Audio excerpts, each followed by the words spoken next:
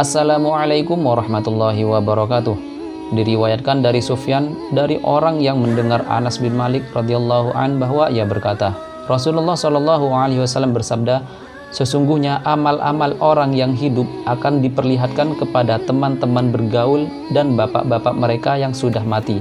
Apabila amal yang diperlihatkan adalah baik, maka mereka akan memuji Allah dan mereka akan senang. Apabila amal yang diperlihatkan adalah buruk, maka mereka yang telah mati berkata, Ya Allah, jangan engkau cabut nyawa mereka yang beramal hingga engkau memberi mereka hidayah terlebih dahulu. Kemudian Rasulullah SAW berkata, mayit akan menerima rasa sakit di kuburannya sebagaimana ia menerima rasa sakit ketika masih hidup. Kemudian Rasulullah SAW ditanya, apa yang bisa menyakiti mayit itu? Kemudian Rasulullah SAW pun menjawab, sesungguhnya mayit tidaklah melakukan suatu dosa, tidak saling berselisih, tidak melawan siapapun, dan juga tidak menyakiti tetangga. Hanya saja ketika kamu berselisih dengan orang lain, maka barang tentu ia akan berbicara kotor tentangmu dan kedua orang tuamu. Kemudian kedua orang tuamu itu disakiti ketika dicelakai. Begitu juga mereka berdua akan senang ketika diperlakukan baik sesuai dengan hak mereka. Hadis di atas adalah sesuai dengan cerita Thabit Al-Banani. Thabit Al-Banani selalu berziarah ke kuburan setiap malam Jumat. Di sana, ia bermunajat kepada Allah sampai subuh. Ketika ia sedang dalam munajatnya, ia merasa ngantuk dan bermimpi kalau seluruh penghuni kuburan itu keluar dari kuburan mereka dengan mengenakan pakaian yang paling bagus dan dengan wajah-wajah yang cerah serta senang. Ada sebuah hidangan beraneka warna makanan untuk masing-masing dari mereka. Tiba-tiba, di antara mereka ada seorang mayit pemuda yang pucat sedih wajahnya, yang amburadul rambutnya, yang sedih hatinya, yang usang pakaiannya, yang menundukkan kepalanya, dan yang meneteskan air mata. Tidak ada satu hidangan pun didatangkan untuknya.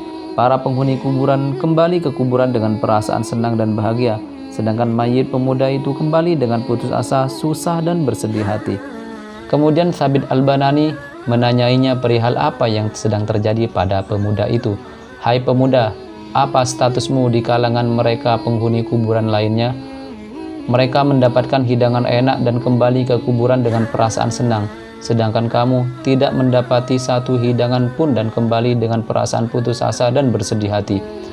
Pemuda itu menjawab, wahai imam muslimin, sesungguhnya aku adalah orang asing di kalangan mereka. Tidak ada seorang pun dari orang-orang yang masih hidup mengingatku dengan melakukan kebaikan dan mendoakanku. Sedangkan mereka para penghuni kuburan lain memiliki anak-anak, kerabat-kerabat, dan teman-teman bergaul yang mengingat dengan mendoakan mereka, berbuat kebaikan dan bersedekah untuk mereka di setiap malam Jumat. Kebaikan-kebaikan dan pahala sedekah-sedekah itu sampai kepada mereka. Ketika masih hidup pada saat itu, aku hendak berhaji. Aku memiliki seorang ibu. Kita berdua menyengaja pergi haji bersama. Ketika aku memasuki kota di mana kuburanku berada, Allah mencabut nyawaku. Lalu ibuku menguburkan jasadku di tempat penguburan ini. Setelah kematianku, ia menikah dengan laki-laki lain hingga ia lupa denganku dan tidak mengingatku lagi dengan cara mendoakan dan bersedekah karenaku. Aku merasa putus asa dan bersedih hati setiap waktu. Kemudian Thabit Al-Banani bertanya, hai pemuda, beritahu aku di mana ibumu tinggal. Aku akan memberitahu tentangmu dan keadaanmu. Pemuda itu pun menjawab, wahai imam muslimin, ia berada di kampung ini dan desa ini. Beritahu ibuku tentangku dan keadaanku. Jika ia tidak mempercayaimu, maka katakan kepadanya, sesungguhnya di saku bajumu ada 100 mithqal emas peninggalan suamimu yang merupakan bagian warisan untuk anakmu. Maka ia nantinya akan mempercayaimu.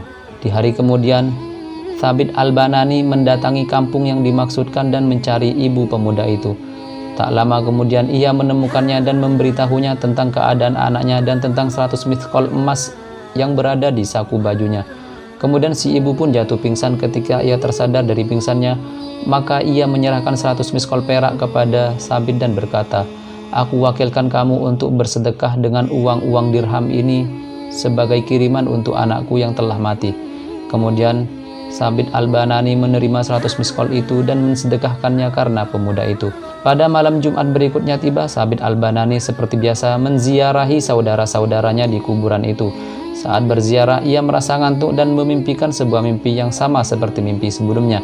Di dalam mimpinya itu, ia melihat mayit pemuda itu telah mengenakan pakaian yang bagus, wajah yang cerah, senang, dan hati yang bahagia.